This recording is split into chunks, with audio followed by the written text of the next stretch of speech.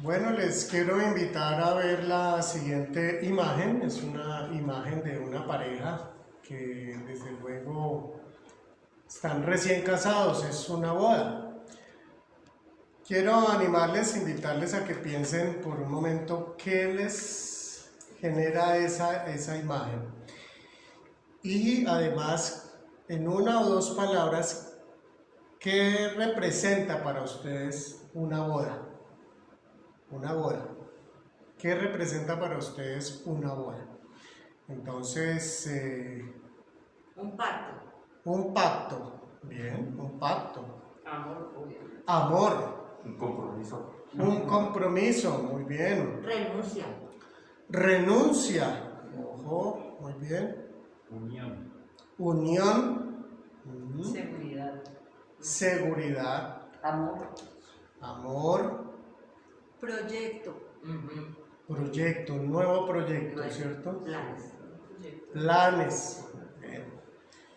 Es entonces un gran compromiso. Una boda, pues desde luego cuando se realiza por amor, pues está de por medio esa emoción, pero desde luego ese compromiso, esa responsabilidad, esos sueños que están allí atrás que se van a desarrollar. Hay mucha alegría, hay mucha esperanza, todos esperamos un gran futuro. En fin, pues es un nuevo comienzo. Hoy la predicación tiene el siguiente título: Promesas cumplidas, y corresponde a Apocalipsis 19, 1-20. Detrás de todo matrimonio, pues hay también unas promesas, unos compromisos que esperamos desde luego que sean cumplidas. Y este capítulo 19, pues que tiene que ver con el juicio sobre la Gran Babilonia y que también es llamada la Gran Ramera o la Gran Prostituta, pues nos habla de esto, de unas promesas que son cumplidas. Y recordemos que hace 8 días vimos cómo la Gran Ramera pues había sido ya destruida, y entonces hay un ángel que ilumina el cielo, ilumina la tierra y da entonces el anuncio que la Gran Babilonia pues ha caído. Y a partir de esta caída entonces hay 3 grupos que se lamentan por esa caída. Son 3 grupos pues que han participado de esa corrupción, de esa perversión y de esa opulencia de la Gran Babilonia. Entonces, además Dios también les dice a su pueblo, dice que salgan de allí. No quiere pues que su pueblo tenga algo que ver con esta caída además. Y entonces estos 3 grupos, que son los reyes, los comerciantes, reyes o gobernantes y gente poderosa, los comerciantes o mercaderes, y los marineros, desde lo lejos miran, están pues lamentándose y están aterrorizados y sorprendidos de la rapidez con que fue destruida esta gran ciudad. Y de forma pues opuesta y contraria encontramos este último grupo, que es el grupo de creyentes, y en el cielo pudiéramos recordar cómo allí al final, en el cielo entonces hay gran alegría, hay mucho gozo, y ese lamento que está en la tierra, en el cielo pues produce una gran alegría. Y al final básicamente lo que se está diciendo en este texto es que no volverá allí en la Gran Babilonia no volverá a haber vida, no va a haber ningún tipo de presencia de seres humanos. Bueno, entonces, teniendo esto presente, vamos a pasar a esta primera parte de este capítulo 19. Va desde el versículo 1 hasta el versículo 6 y se llama Aleluya. ¿Por qué Aleluya? Aleluya es un término que conocemos todos, pero que aparece principalmente en el Antiguo Testamento. Y llama la atención, vamos a ir entonces leyendo estos textos. pero solamente aquí en el Nuevo Testamento, únicamente aquí en el capítulo 19 de Apocalipsis, aparece ese término. En el resto del Nuevo Testamento no aparece esta palabra. Bueno, dice así: después de esto oí en el cielo un tremendo bullicio como el de una inmensa multitud que exclamaba: ¡Aleluya! La salvación, la gloria y el poder son de nuestro Dios, pues sus juicios son verdaderos y justos. Ha condenado a la famosa prostituta que con sus adulterios corrompía la tierra, ha vindicado la sangre de los siervos de Dios derramada por ella. Bueno, entonces dice el apóstol Juan que escucha en el cielo un tremendo bullicio. Imaginémonos pues este gran bullicio que está escuchando el apóstol Juan. Dice como el de una inmensa multitud que exclamaba. Ahí no nos está diciendo quiénes son, pero hay un bullicio muy impactante y comienza con esta exclamación. Aleluya, es una expresión cultica hebrea de alegría que significa alabado sea el Señor. Alabado sea el Señor. Y en el Antiguo Testamento aparece 23 veces y las 23 veces aparece en el libro de Salmos. Y aquí en el libro de Apocalipsis, que es, como ya les dije, el único libro donde aparece esta palabra, aparece 4 veces, las vamos a leer hoy. Y pues nos puede recordar esta primera parte, como dice en Deuteronomio 32:43. Fijémonos lo que dice Deuteronomio 32:43. Este texto corresponde al cántico de Moisés y tiene una importancia grande. ¿Por qué? Porque es el cántico que aparece, que dice Moisés por revelación de Dios, y es la despedida de Moisés. Moisés se despide ya del pueblo de Israel. Ya el pueblo de Israel va a seguir con Josué hacia la tierra prometida, va a cruzar el Jordán, va a entrar allí a la tierra que Dios les prometió. Pero Moisés ya sabe que él no va a entrar. Y miren lo que dice Moisés ya en este último texto, es el último versículo. Alégrense naciones con el pueblo de Dios. Él vengará la sangre de sus siervos. Sí, Dios se vengará de sus enemigos y hará expiación por su tierra y por su pueblo. ¿Qué está diciendo este segundo versículo? Dice, pues después de leer aleluya, la salvación, la gloria y el poder son de nuestro Dios, pues sus juicios son verdaderos y justos. Ha condenado a la famosa prostituta que con sus adulterios corrompía la tierra, ha vindicado la sangre de los siervos de Dios derramada por ella.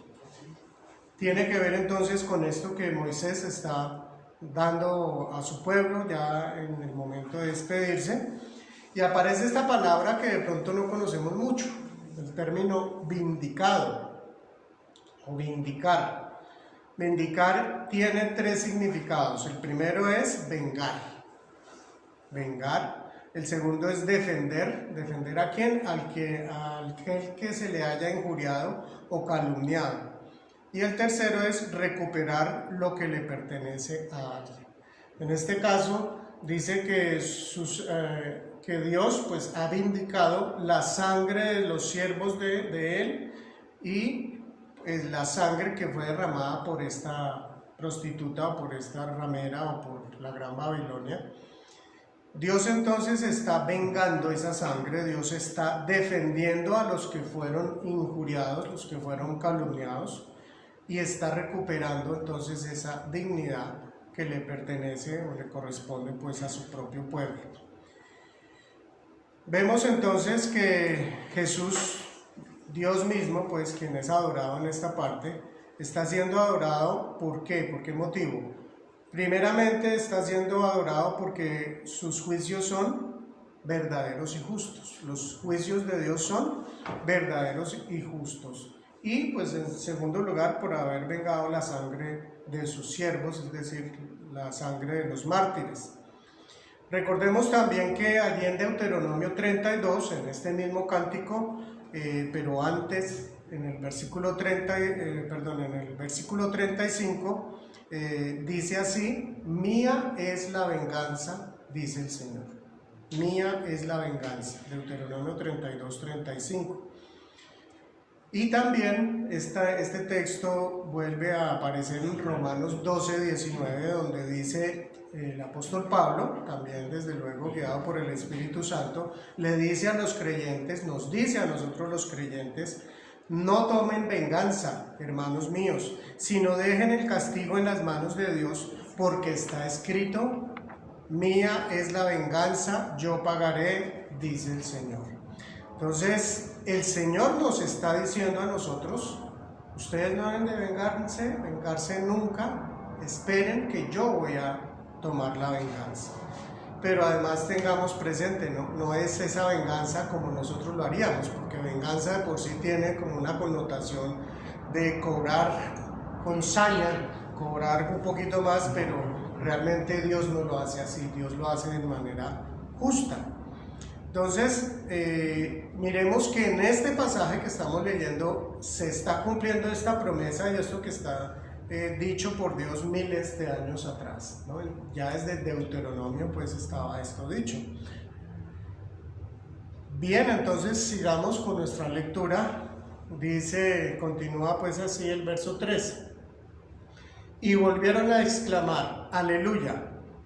La segunda vez que aparece esta palabra. El humo de ella sube por los siglos de los siglos. Entonces los 24 ancianos y los 4 seres vivientes se postraron y adoraron a Dios que estaba sentado en el trono y dijeron: amén, aleluya. Tercera vez que aparece entonces aquí aleluya. Recordemos pues que en el capítulo 14 del libro de Apocalipsis, allí en el verso 11 dice, refiriéndose pues lo que está diciendo el tercer ángel. Si vamos al capítulo 14, allí recordamos que hay 3 ángeles y en este caso es el último de estos 3 de este grupo.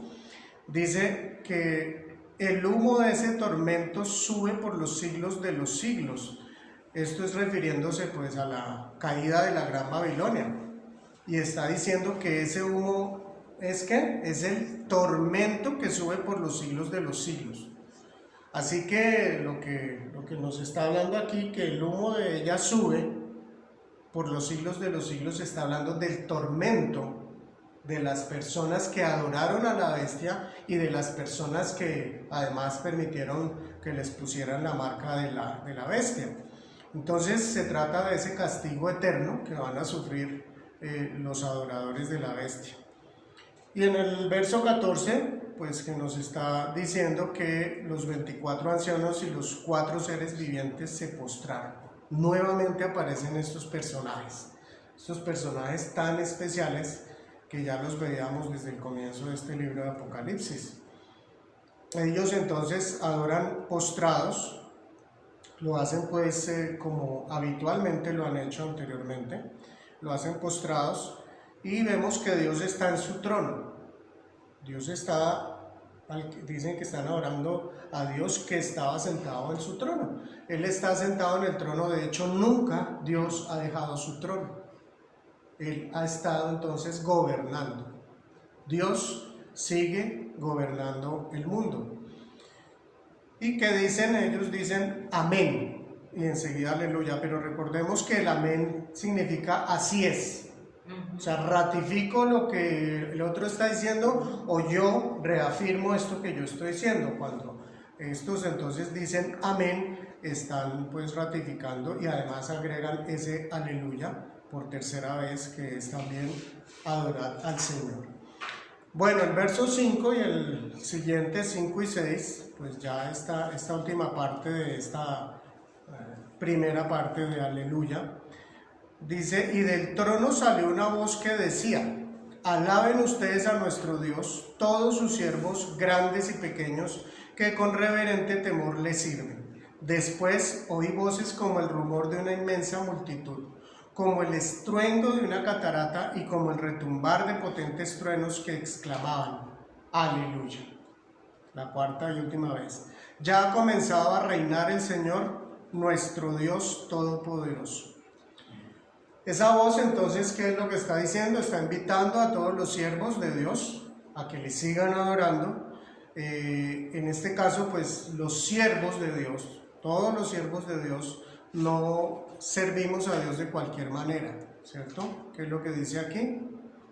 Que lo hacen con reverente temor, reverente temor. No es con un terror, ¿no? No es con miedo.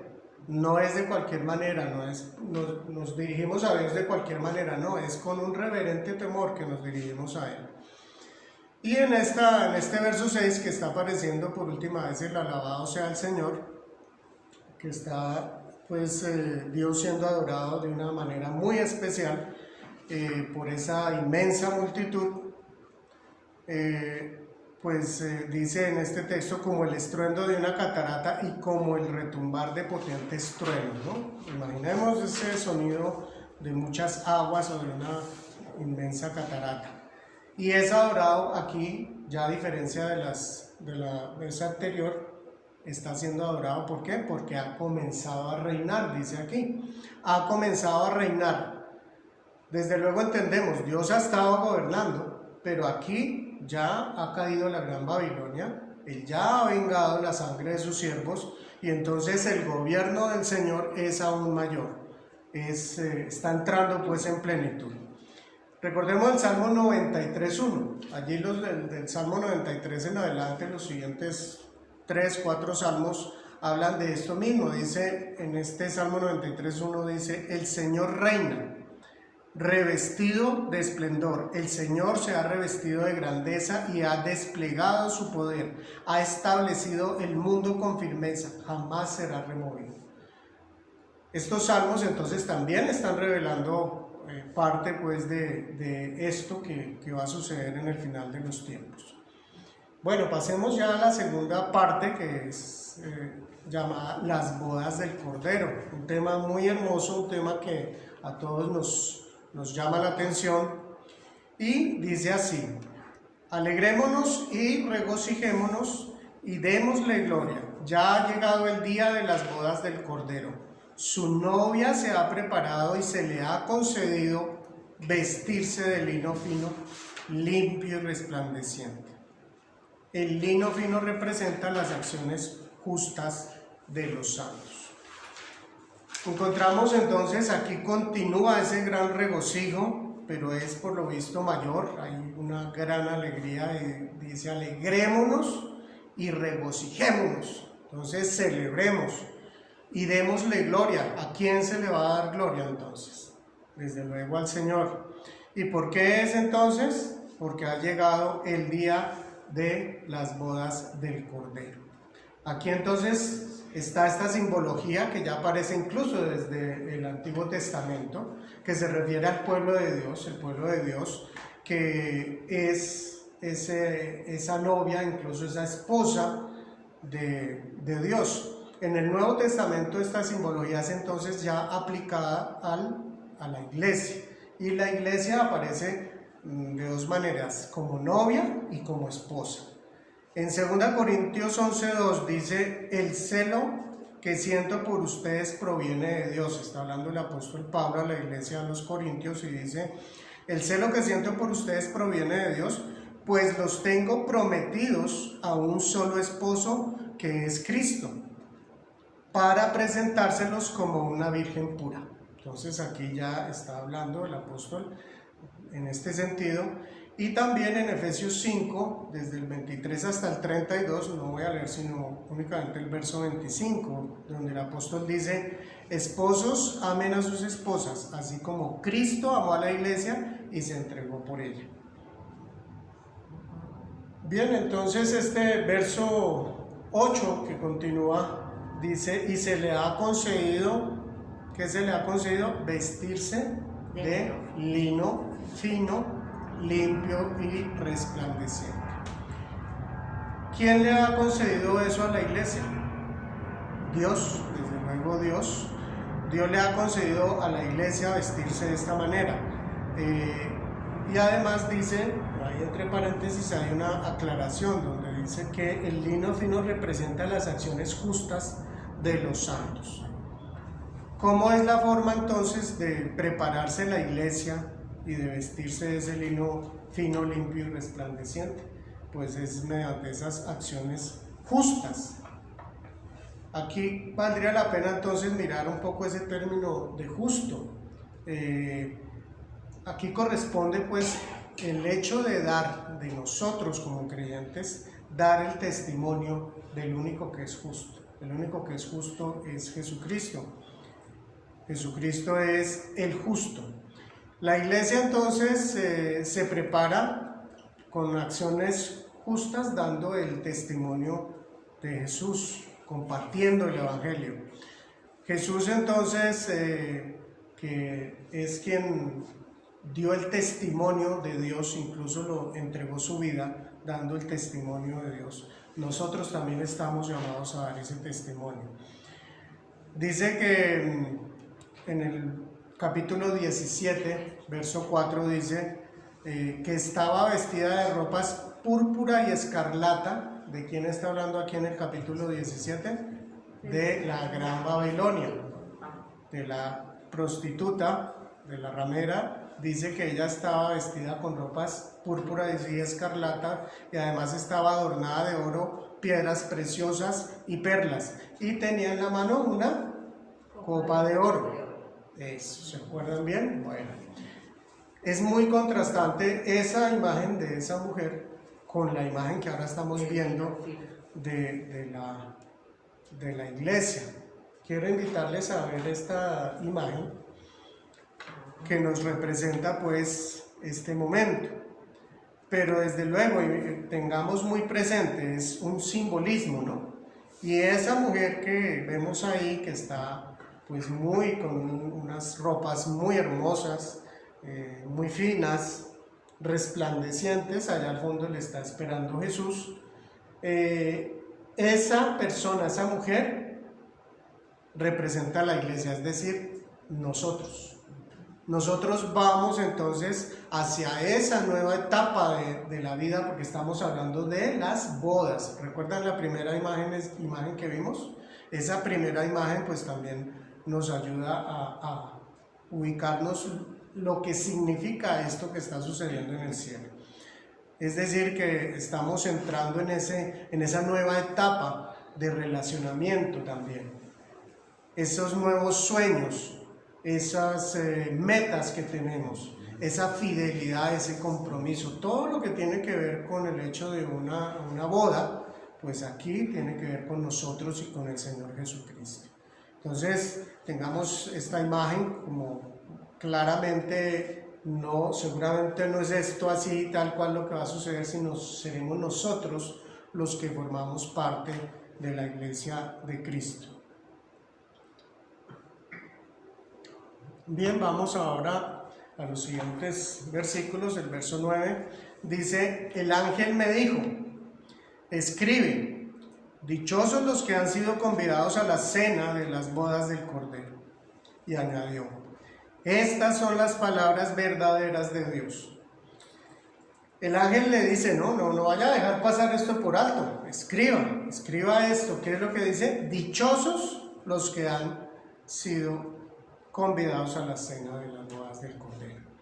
Este dichosos es, en la versión NBI, pues es traducido así, en la Reina Valera es bienaventurados. Y esto corresponde a la cuarta bienaventuranza que aparece en Apocalipsis. Recordemos que son en total 7 las bienaventuranzas que aparecen en Apocalipsis. Y aquí pues nos está diciendo que los que somos invitados a esa boda somos bienaventurados, somos dichosos. Y además añade, estas son palabras verdaderas de Dios, está haciendo ese énfasis. Y pues es algo maravilloso, seguramente el apóstol Juan al ver esto, nosotros pues aquí más o menos la imaginación nos ayuda, pero por lo visto para Juan esto tuvo que haber sido muy, muy impactante. Miremos lo que pasa en el verso 10. Dice así, me postré a sus pies para adorarlo. Pero él me dijo, no, cuidado, soy un siervo como tú y como tus hermanos, que se mantienen fieles al testimonio de Jesús. Adora solo a Dios. El testimonio de Jesús es el espíritu que inspira la profecía. Entonces, ¿qué nos está aquí diciendo? El apóstol Juan, por lo visto, estaba como medio sorprendido, como un poco impactado, bueno, no un poco, sino muy impactado, y él siente esa necesidad de adorar y se postra ante el ángel. Entonces, él confundido lo hace, pero ¿qué le dice el ángel? Pues que no lo debe de adorar a él. Fijémonos que aunque es un ángel, no quiere decir que él es un ser especial para nosotros. Los ángeles tan bonitos, tan poderosos, tan especiales, ¿cierto? Pero el ángel le está diciendo no lo hagas, cuidado. Además le está diciendo, no, cuidado. ¿Y qué le dice? Soy un siervo como tú, y además como tus hermanos, es decir, como nosotros los que adoramos a Dios. Y aclara, adora solo a Dios. Esto nos está dando, no es el único pasaje en la Biblia, pero nos aclara, a nadie más se puede adorar. Lo demás, adorar a otro ser, es idolatría. Por muy especial, por muy maravilloso que nos parezca, por muy lindo, no. El único que no es creado, el único creador del universo es Dios. Y es el único que merece la adoración. Ningún otro ser puede ser adorado. Entonces, ojo con eso, tengamos mucho cuidado. La Biblia es muy clara en este aspecto, aquí lo está diciendo. Entonces, es el único que merece toda adoración. Antes de pasar al siguiente texto, quiero compartirles un texto que aparece en Lucas 13, 29 y que tiene que ver con este tema que Jesús se lo dijo a los que le seguían. Dijo, habrá quienes lleguen del oriente y del occidente, del norte y del sur para sentarse al banquete en el reino de Dios. Así que Jesús, desde luego, ya tenía muy claro todo esto que iba a suceder y él ya lo había pues predicho, ya lo había enseñado.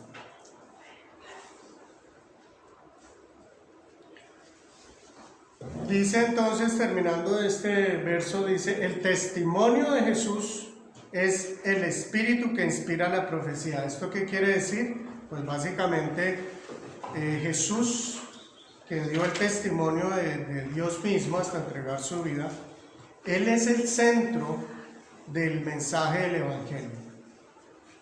Jesús mismo es el centro del mensaje de salvación.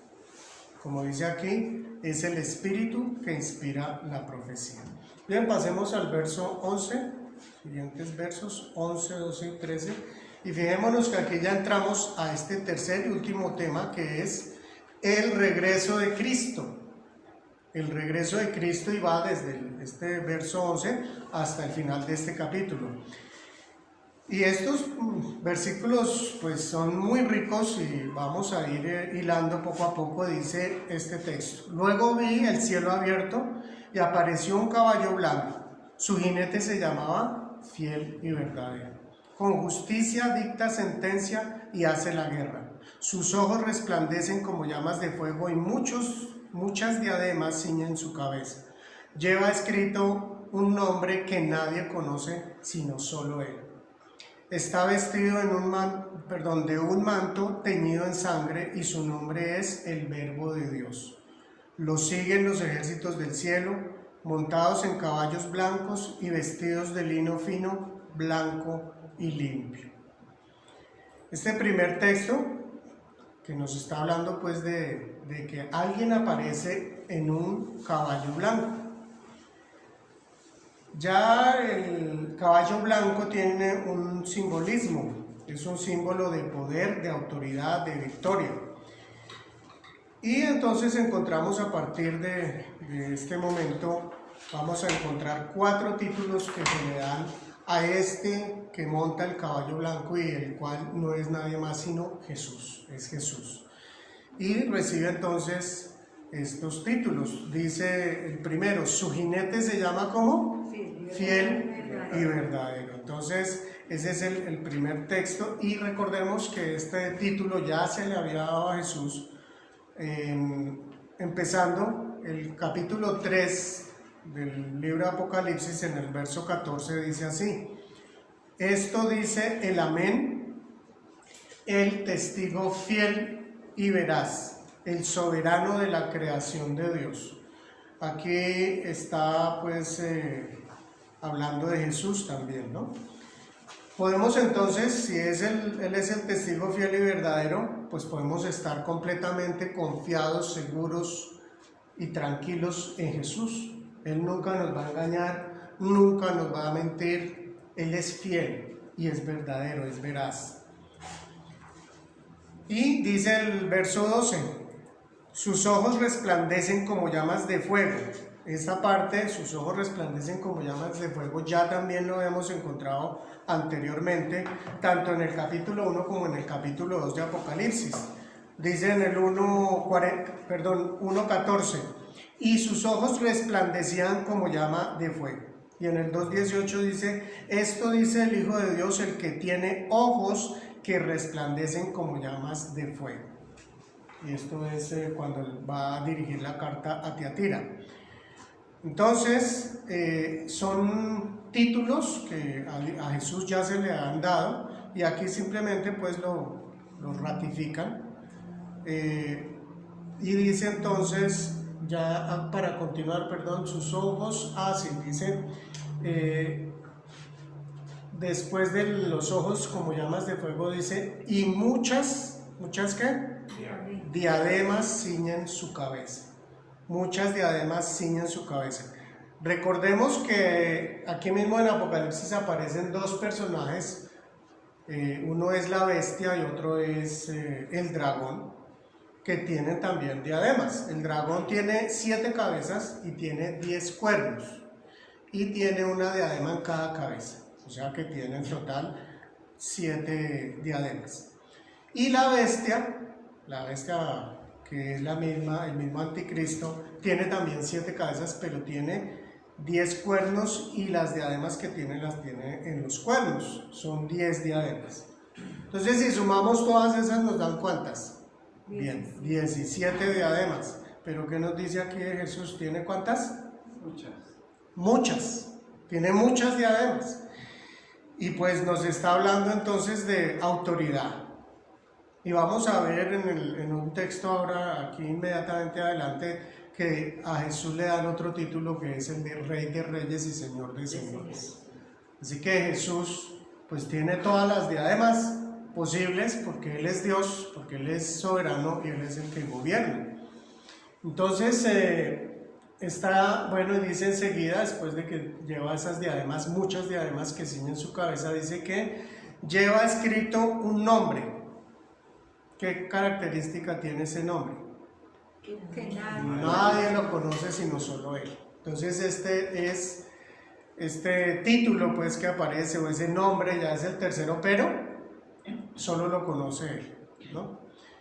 Bueno, entonces vamos entonces a continuar con el verso 13. Dice que está vestido de un manto teñido en sangre. Algunos lo asocian con Isaías 63, esa es tarea que les queda a ustedes para la casa. Isaías 63 del 1 al 6, lo pueden leer, no lo voy a leer para no extenderme, porque tiene mucho que ver con esto que estamos viendo.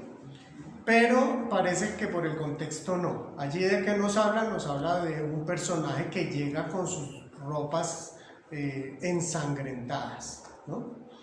Entonces, pero aquí nos está hablando ya de algo particular, y podemos entender que se trata de la sangre de Cristo. Sus ropas, su manto que está teñido en sangre, tiene que ver con este título que él ha recibido del Verbo de Dios. Este título del Verbo de Dios también aparece en Juan 1:14. Y en el 1:1 y en el 1:14. En el 1:1 dice: en el principio ya existía el Verbo, y el Verbo estaba con Dios, y el Verbo era Dios. Y más adelante en el 14 dice: y el Verbo se hizo hombre y habitó entre nosotros. El Verbo, entonces, el Verbo de Dios, que es Jesús, fue el que entregó su vida en la cruz, el que derramó su sangre por nosotros. Así que a diferencia de lo que encontramos en Isaías 63, 1:6, aquí viene con la ropa manchada de sangre antes de la batalla. Fíjense que esto está sucediendo antes de que se presente pues el enfrentamiento. Dice el verso 14, lo siguen los ejércitos del cielo. Lo siguen los ejércitos del cielo. ¿Cuáles serán esos ejércitos del cielo? ¿Ángeles o personas? Dice que van montados en caballos blancos y vestidos de lino fino, blanco y limpio. Las personas. Al parecer son los creyentes, porque recordemos que hablaba de la iglesia, ¿cierto? Que también está vestida de lino fino, blanco y limpio. Aquí dice, no dice resplandeciente, pero sí limpio. Y pues por lo visto los ángeles, pues ellos no necesitan caballos para movilizarse. Tal vez nosotros sí, bueno. Esto es una suposición, ahí puede ser, o de pronto es mixto, de creyentes y de ángeles.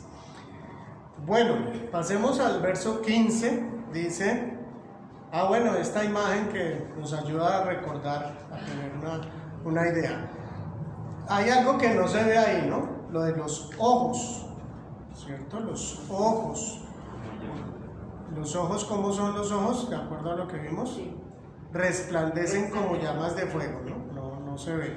Ahora, esto de los ojos que resplandecen como llamas de fuego, recordemos que significa que conoce todo. Jesús conoce incluso las intenciones del corazón, absolutamente todo. Entonces, pues qué bueno que Él es el que va a juzgar el mundo, ¿no?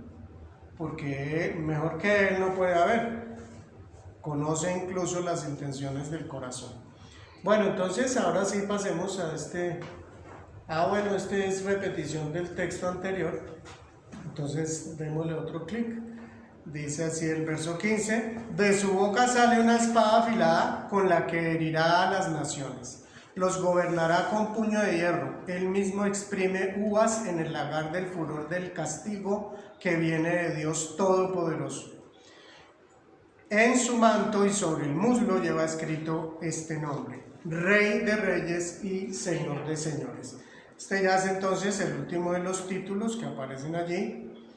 Y aquí cuando dice que de su boca sale una espada afilada en el verso 15, también nos podemos devolver al capítulo 1 de este libro y dice en el verso 16: en su mano derecha tiene 7 estrellas y de su boca salía una aguda espada de 2 filos. Fijémonos que ya esto empezando pues el libro y en esta descripción que hace el apóstol Juan, está hablando de que de su boca sale una aguda espada de 2 filos. Y también recordemos algo que nos dice Hebreos 4:12 con respecto a la palabra de Dios. Dice: ciertamente la palabra de Dios es viva y poderosa y más cortante que cualquier espada de 2 filos, penetra hasta lo más profundo del alma y del espíritu, hasta la médula de los huesos, y juzga los pensamientos y las intenciones del corazón. Y este jinete, Jesús, que viene pues en este caballo, viene pues ya a hacer justicia y viene pues con todo este poder. Fijémonos cómo creó Dios el universo, con el poder de su palabra. Y dijo Dios: sean hechos los cielos y la tierra. Toda la creación del universo es mediante la palabra de Dios. Así que el poder que tiene Dios es único. Por eso hemos dicho, no es que Dios es un ser que tiene mucho poder, no. Es que Dios tiene todo el poder.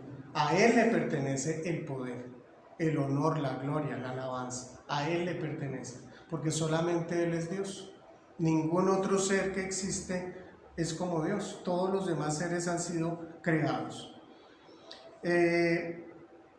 Aquí cuando dice que él mismo exprime uvas en el lagar del furor del castigo que viene de Dios, ya aparecía, recordemos, en otro capítulo, allá en el capítulo 14, versos 19 y 20, dice que el ángel pasó la hoz sobre la tierra, recogió las uvas y las echó en el gran lagar de la ira de Dios.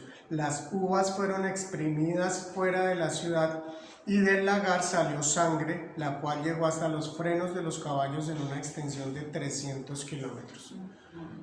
Esto nos impacta mucho y nos parece tremendo, pero recordemos realmente cuál es el contexto de todo esto que está sucediendo. Dios está haciendo justicia. Todo lo que nosotros vemos a diario en noticias de situaciones de injusticia, de robos, de atracos, de asesinatos, todo esto Dios va a hacer justicia. Dios está en lo que estamos leyendo aquí en el capítulo 19 de Apocalipsis, está haciendo justicia. Así que Jesús, que es el Rey de Reyes y Señor de Señores, Él es el soberano, Él es el que realmente gobierna y va a llegar a gobernar absolutamente toda su creación. ¿Por qué? Porque ya entonces va a empezar aquí con la destrucción de la gran Babilonia, pues está empezando a hacer estos juicios. Y pasemos entonces ya a este verso 17, dice: vi a un ángel que parado sobre el sol, gritaba a todas las aves que vuelan en medio del cielo: vengan, reúnanse para la gran cena de Dios. Bueno, aquí aparece entonces ya una segunda cena, ya no es la cena la que vimos anteriormente de las bodas del Cordero, es otra cena donde están siendo invitadas las aves. ¿A qué se les está invitando? Dice: para la gran cena de Dios. Continuamos entonces, ¿qué dice el verso 18? Dice: para que coman carne de reyes, de jefes militares y de magnates, carne de caballos y de sus jinetes, carne de toda clase de gentes, libres y esclavos, grandes y pequeños. Les está entonces invitando a comer estas carnes de ellos. Desde luego ya cuando han sido, se les ha quitado la vida. Y dice el verso 19, dice así: entonces vi a la bestia y a los reyes de la tierra con sus ejércitos reunidos para hacer guerra contra el jinete de aquel caballo y contra su ejército. ¿Qué pasa aquí? Aquí parece que hay como un retroceso en el tiempo, ¿no? ¿Por qué? Porque ya en el anterior, verso 17 y 18, el ángel está invitando a las aves a comer las carnes de todas estas personas que ya han muerto. Pero aquí hay como se devuelve y revela este detalle importante. Dice: vi a quién, a la bestia y a los reyes de la tierra con sus ejércitos reunidos para hacer guerra contra el jinete de aquel caballo y contra su ejército. Pasemos a los últimos dos versos que dice: pero la bestia fue capturada junto con el falso profeta. Este es el que hacía señales milagrosas en presencia de ella, con las cuales engañaba a los que habían recibido la marca de la bestia y adoraban su imagen. Los dos fueron arrojados vivos al lago de fuego y azufre. Los demás fueron exterminados por la espada que salía de la boca del que montaba a caballo, y todas las aves se hartaron de la carne de ellos. Fijémonos entonces, en este momento en que viene Jesús, el jinete en este caballo blanco viene ¿a qué? A destruir a la bestia, que es el anticristo, y al falso profeta. Ya había sido destruida entonces la gran Babilonia, pero ahora son destruidos la bestia y el falso profeta. Y con todo esto dice al final que los demás fueron exterminados por la espada que salía de la boca del que montaba a caballo. Parece que ni siquiera hay un enfrentamiento, ni siquiera hay batalla. Por lo visto no hay ni siquiera batalla. Y si vemos el ejército que viene acompañando a Jesús, ahí no habla de armas. Y además vienen pues vestidos en blanco, ¿no? Pero no nos habla de armas.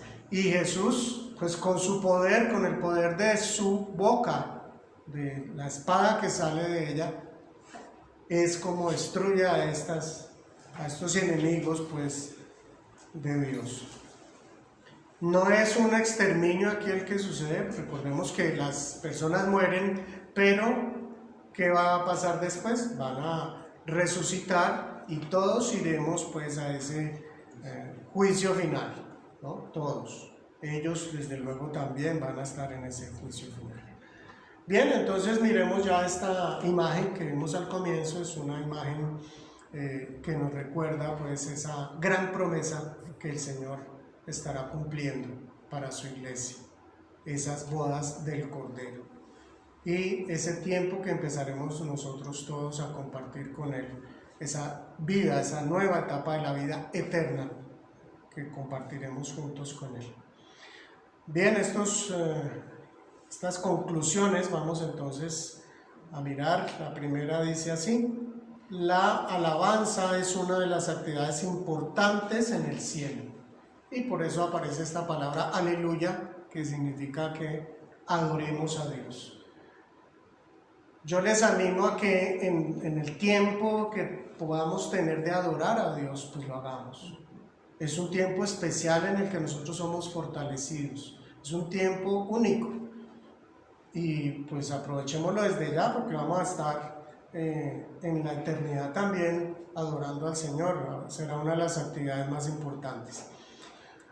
Otra conclusión: la iglesia, es decir, la novia esposa, estará unida a Cristo, que es el novio esposo, por siempre. Estaremos con Él por la eternidad, en una relación muy profunda y muy cercana. Siguiente conclusión: solo Dios merece adoración, nadie más. Una enseñanza fundamental que debe estar muy clara en todos los que nos llamemos cristianos. Nosotros adoramos únicamente a Dios, a Jesús, a nadie más. A Él lo adoramos. Cristo regresará en gloria y poder para poner fin a la maldad y a sus enemigos. Es la promesa del fiel y verdadero. Él va a cumplirla. Él viene por segunda vez, y ya no viene como vino la primera vez. Va a venir, a diferencia, en gloria y poder, y va entonces a destruir a sus enemigos y ponerle fin a la maldad.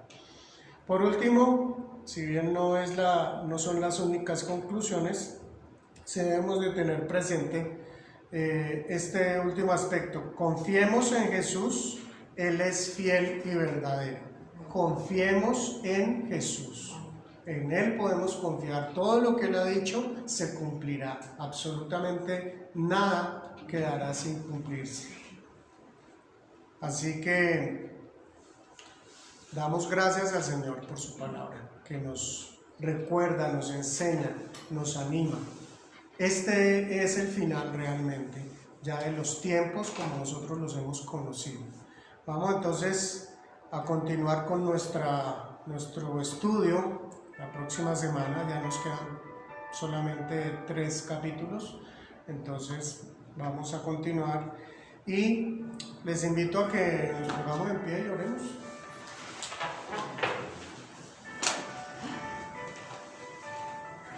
Padre Celestial, te damos gracias porque tu palabra es viva y eficaz y más cortante que toda espada de 2 filos.